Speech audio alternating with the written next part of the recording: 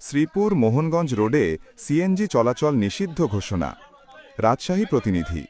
রাজশাহীর বাগমারা উপজেলার ৬ নং শ্রীপুর ইউনিয়নের ৯ নং ওয়ার্ডে সম্প্রতি সিএনজি ও ভ্যানের মধ্যে সংঘর্ষের ঘটনা ঘটে। দুর্ঘটনায় ভ্যানচালক পক্ষের কয়েকজন ক্ষতিগ্রস্ত হন। এ ঘটনার পর উত্তেজনা সৃষ্টি হলে এলাকাবাসী সকল সিএনজি দিগলকান্দি গ্রামে আটক করে রাখে। পরে সিএনজি মালিকপক্ষ থেকে বাগমারা থানায় একটি লিখিত অভিযোগ দাখিল করা হয়। অভিযোগের ভিত্তিতে বাগমারা থানার স্টাফরা ঘটনাস্থল দিগলকান্দি গ্রামে গিয়ে স্থানীয়দের আশ্বস্ত করেন যে বিষয়টি থানায় বসেই ন্যায্যভাবে নিষ্পত্তি করা হবে। পরে থানায় উভয় পক্ষের উপস্থিতিতে এক সভায় ফায়সালা দেন বাগমারা থানার ওসি মোহাম্মদ তহিদুল ইসলাম। তিনি ন্যায্য ও মানবিক সিদ্ধান্ত হিসেবে জানান, দুর্ঘটনায় ক্ষতিগ্রস্ত ভ্যানচালক ও যাত্রীদের চিকিৎসা ও ক্ষতিপূরণের খরচ সিএনজি মালিকপক্ষ বহন করবে।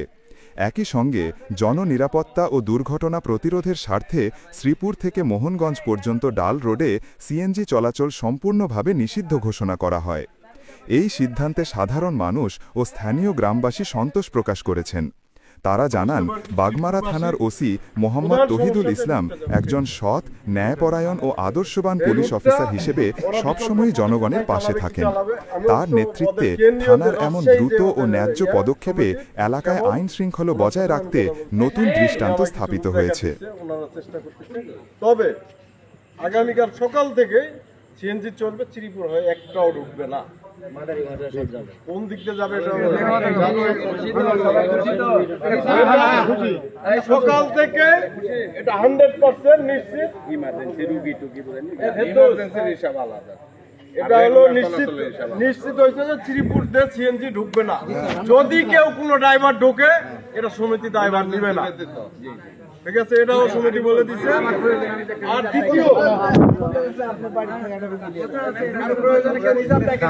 দ্বিতীয় যেটা হয়েছে, ওখানে ভ্যানটা ক্ষতিগ্রস্ত হয়েছে, ওটা আমরা দিচ্ছি, ভ্যানওয়ালার সাথেও কথা বলছি, ও আছে।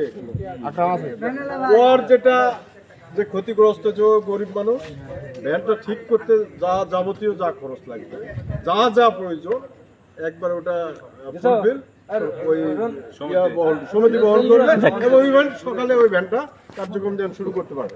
খুব সুন্দর হয়েছে। একটা আর যারা ইনজুরি,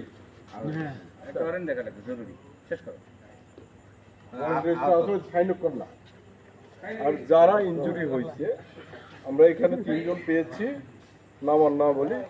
3 জন আমরা অফিসার গেছিল আমাদের, যাই দেখছে, ডাক্তারের সাথেও কথা বলছে। এরা 3 জন হলো পেটে ছিঁড়ে গেছে, ফার্স্ট এইড নিয়ে তারা যে যাবো বাড়ি চলে গেছে। একজন ডাক্তার তাকে দেয় না, তাকে একটা টেস্ট দিছে, এক্সরে। সেই এক্সরে হলো ভবানীগঞ্জে ক্লিনিকে করে নিয়ে এসে দেখে তার এটাও তারা বলছে যে এরা সমিতির তরফ থেকে কালকে যাবে।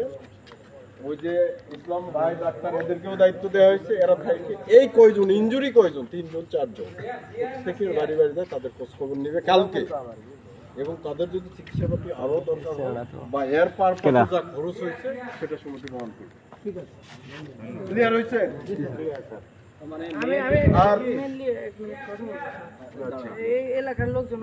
যেটা প্রধান চাওয়া পাওয়া সেটা তো হয়েছে, ঢুকবে না, একটাও না। আমাদের পুলিশের মাঝে মধ্যে শ্রীপুর ইউনিয়নে কখনো সিএনজি ঢুকবে না বলে থানা থেকে রায় আসলো।